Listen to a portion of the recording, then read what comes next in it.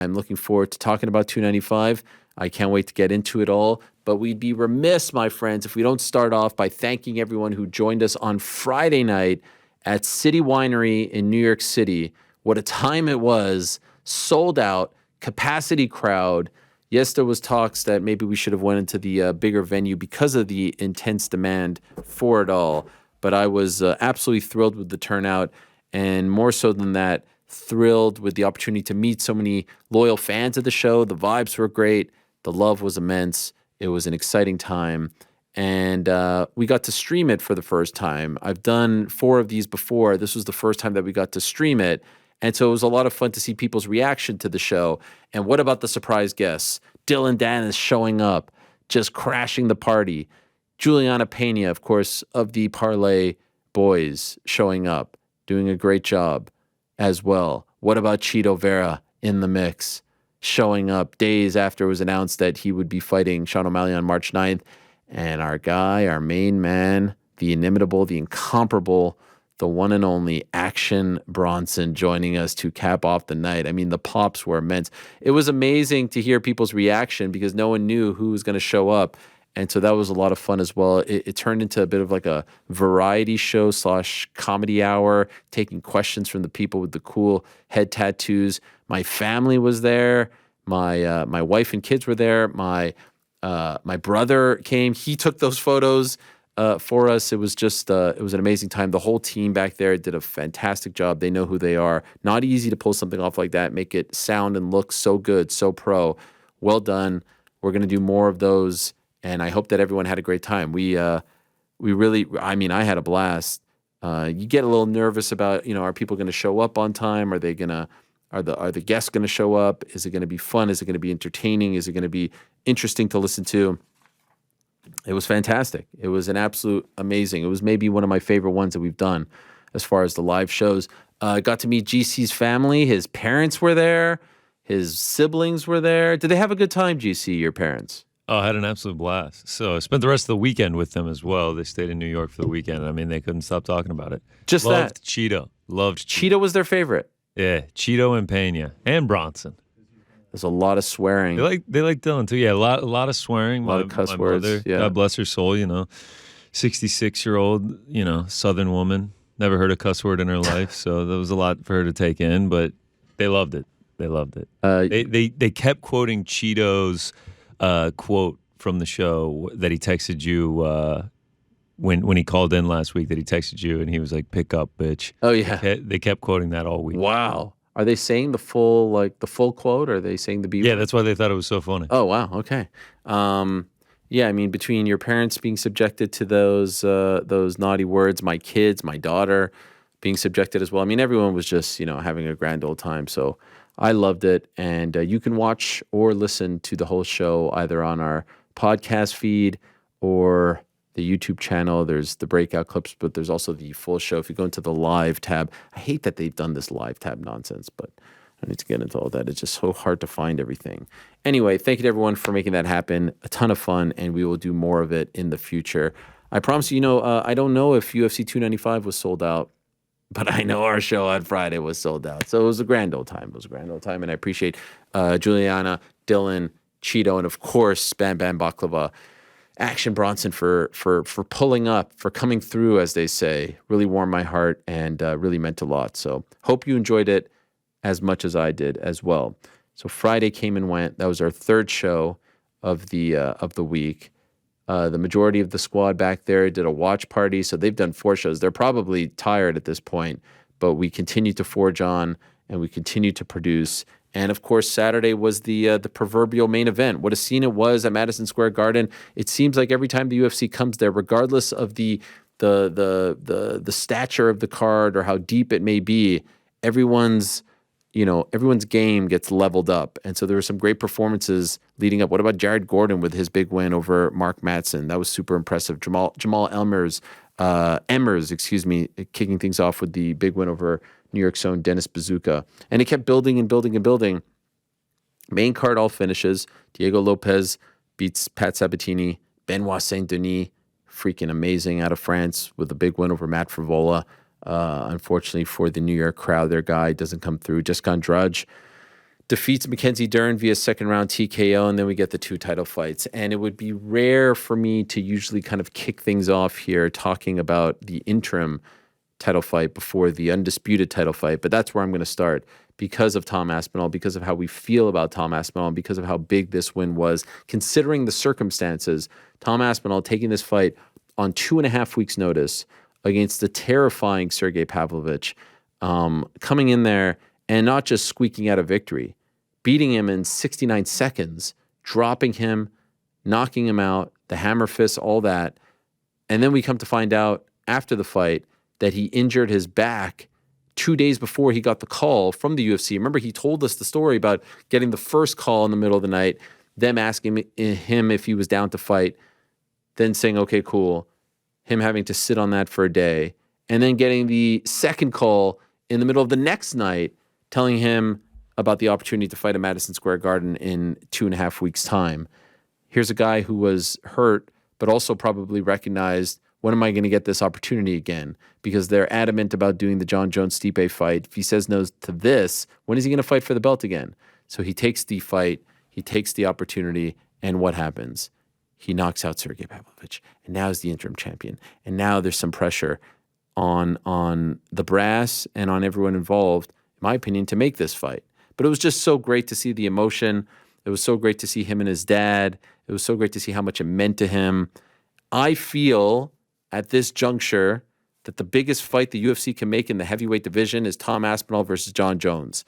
And if they want to get crazy and do it in Wembley, amazing. If they want to get crazy and do it in Manchester, amazing. If they want to do it at Tottenham Hotspur Stadium, amazing. But that's the fight I want to see.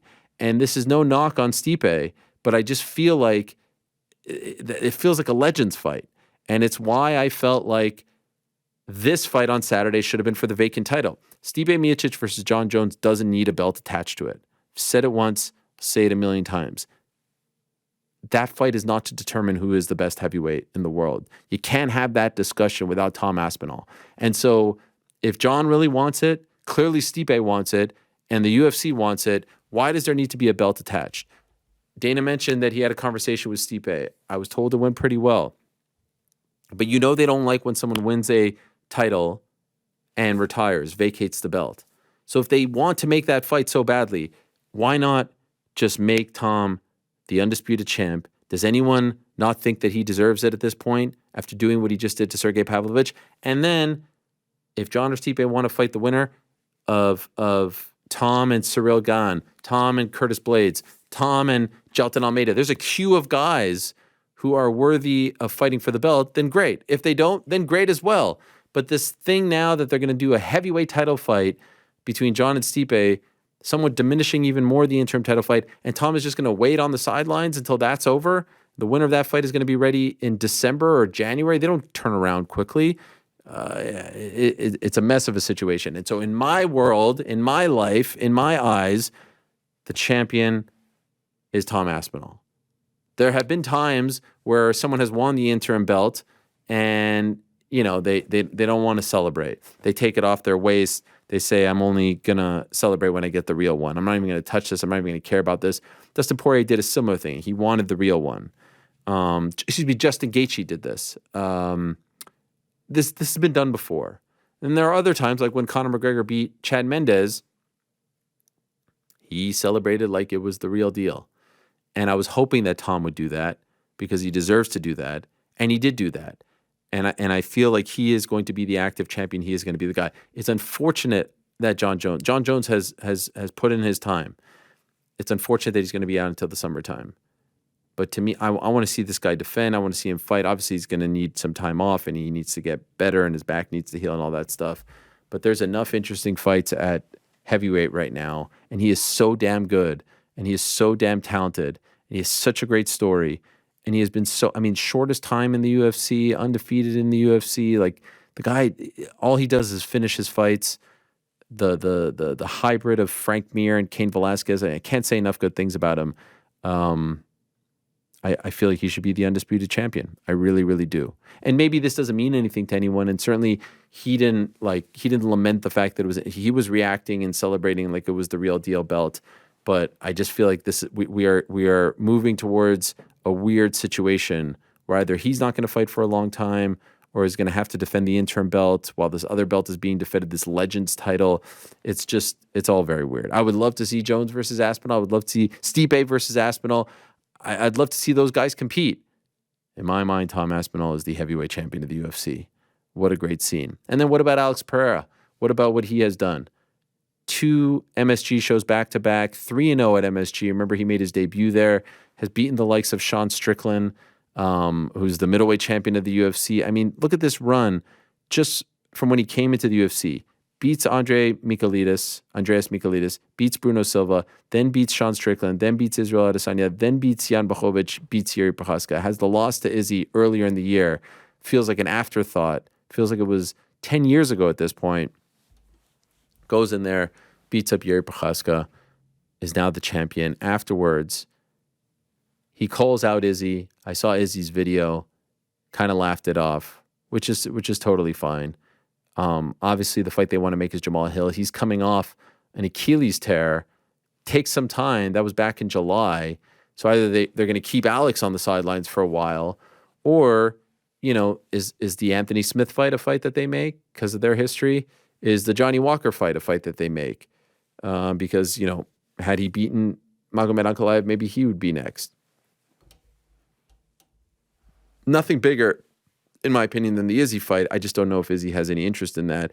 And I would prefer to not see him sit around and wait until, whenever Jamal is ready, just because that might be a while. If he was healthy and ready to go, he would be the guy. He would have to be the guy. That would make all the sense in the world, and it would be the right thing to do. But now you're looking at a potential scenario where the 2 guys who won belts on Saturday might be sidelined for a while because either don't have dance partners or, the dance partner is injured or something needs to play out, like with Stipe and Jon. It was a great night overall. 2 gigantic wins, 2 great stars. And I was thinking about this. What a crazy, insane year it has been. The current flyweight champion of the UFC is not the man who held the belt back on January 1st, and it might change hands again in a little over a month. The current bantamweight champion of the UFC, Sean O'Malley, is not the man who had the belt at the beginning of the year. Featherweight and lightweight, as of right now, are the only 2 that are not going to change hands in 2023, Volkanovski and Islam. Welterweight might not change hands, but it might on December 16th, Leon Colby. And then the rest have all changed hands. Middleweight has changed hands twice, Sean Strickland and obviously Izzy beating Alex back in April. Light heavyweight has changed hands twice as well. Jamal wins the belt in January. Now Alex wins the belt. Heavyweight changed hands. Jon became champion in March.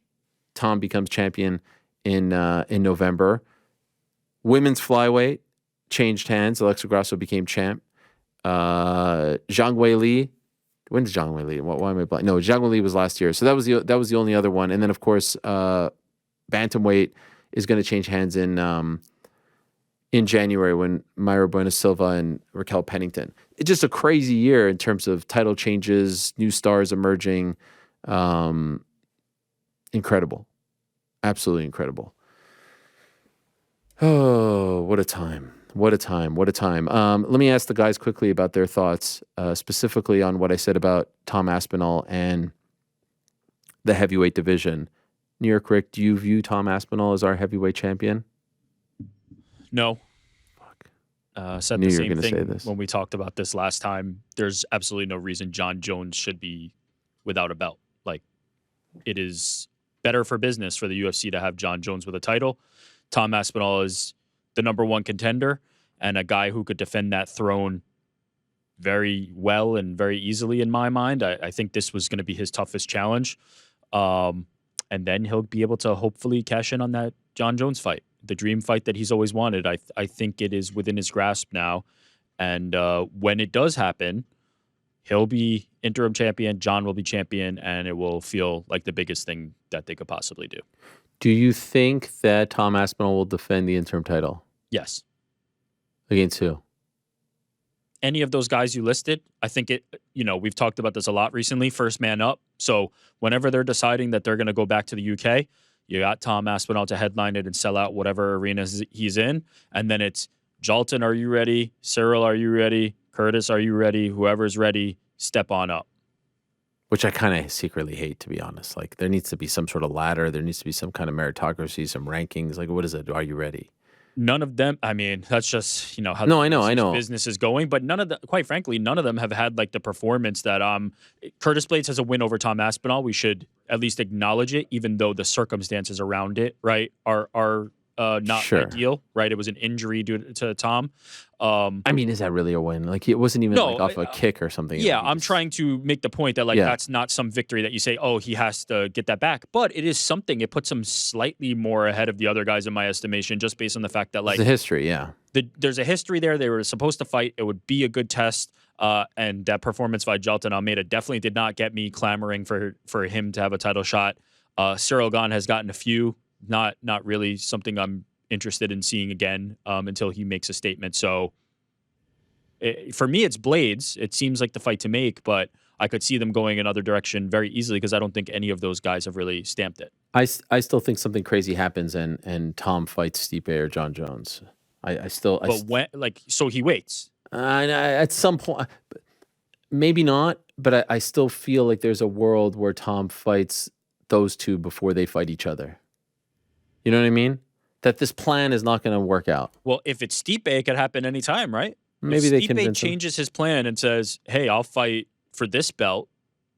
Anytime he wants, it seems like he could do it, right? He's out here doing the media tours talking about how he wanted to fight. So fight. Let's see it. I'd love to see it. What do you think, GC? How does it play out?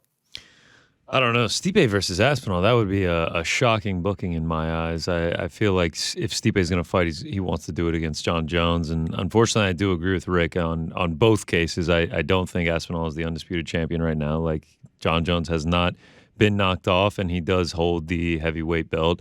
And then when it comes to, is he going to defend the interim belt? Unfortunately, he probably is going to have to because Dana White on Saturday seemed adamant that he's going to make Jon Jones versus Stipe Miocic, and how long can Tom Aspinall sit without a fight? I really wish, like, in my eyes, it should be Jon Jones versus Tom Aspinall because you nailed it on the head. That you can't have the conversation of the best heavyweight in the world without including Tom Aspinall in there. I don't think a Jon Jones versus Stipe Miocic fight would be the deciding factor of who is the best heavyweight in the world. You can make a case that no division is more splintered than the heavyweight division right now in MMA. Because I didn't consider Jon Jones the undisputed champion because there's a guy named Francis Ngannou who never lost the belt. So already it wasn't undisputed. And now you add Tom to the mix. There are three guys who have a very strong case, in my opinion, to the claim of I'm the baddest man on the planet in MMA. Agreed. I definitely agree. And and we're not going to get an immediate resolution to this either, which is the unfortunate part. If we ever get a resolution. I'm fairly confident that Tom Aspinall will, by hook or crook, whether he fights Jon Jones, who I assume will beat Stipe Miocic if that fight happens, will fight Jon Jones, or that fight never happens and Jon rides off into the sunset. Whatever it will be, I'm fairly confident that Tom Aspinall will either be the guy or get a chance to be the guy against Jon Jones at some point. I hope probably so. End of year. Next year. Yeah, end of next year. I hope so. It's so far away. I hope he gets that opportunity, and I just think the world of him. I think it'll be a really tough fight for Jon at this point, just because anyone who sticks around as long as he's stuck around, and there's going to be new people who come up, just like Michael Jordan didn't make the playoffs when he was playing on the Wizards. Like this is just the way it works, the circle of life, the circle of sports, and so I can understand why the Stipe fight, from a legacy standpoint and even from a matchup standpoint, is more enticing right now, but from like a sporting fan standpoint, one of the most intriguing fights that the UFC can make right now is Tom Aspinall versus Jon Jones. 100%. Francis Ngannou versus Jon Jones, right. Tom Aspinall versus Jon Jones. Those fights are so much bigger than Stipe, matter so much more than Stipe. But this is the direction that we're by the time, if the Stipe Jones fight happens in 2024, it'll be 3.5 years at the very least. Coming off of a loss, a brutal loss. But the good news for Aspinall is he's only 30. He's only 30. Time is on his side here. One last quick one. Who's Alex Pereira's first title defense against GC? I'm going to say Jamal Hill. To me, it just like he's gonna wait. Just feels like the fight to make. I'm going to say that he waits. I don't think Izzy's going to come up to 205, and I don't know if Alex Pereira is interested in anyone else. Rick? Yeah, probably Jamal Hill. I think Alex Pereira needs to maximize these final fights of his career, right? Like Alex Pereira, even though he's new to the MMA game, is not a spring chicken, much like Israel Adesanya is not a spring chicken, have had a lot of fights, a lot of miles on the body. There's a very obvious reason why he's calling out Israel Adesanya, right? He knows that that's a rivalry. He knows that that's going to make him the maximum money. I don't think he can take fights just for the sake of taking fights at this point in his career. So Jamal Hill, of the options available, I think has the most cachet, has the most ability to say, hey, I was holding that belt, let's have a big fight, outside of Israel Adesanya, which I don't think is going to happen next, right? I feel like Izzy's probably going to go back to middleweight. But yeah, I think, Alex Pereira has to be careful and manage the final fights of his career carefully to maximize his earning potential. And I don't think he's just going to take next guy up. I think he wants to be in a big fight. Yeah, it's going to be interesting. They have some tough choices to make. Thanks for watching. We appreciate it very much. Hey, if you like this video, give us the old thumbs up. Subscribe as well. You could get many more of these videos on the channel, so please do that. We would love you forever if you did so.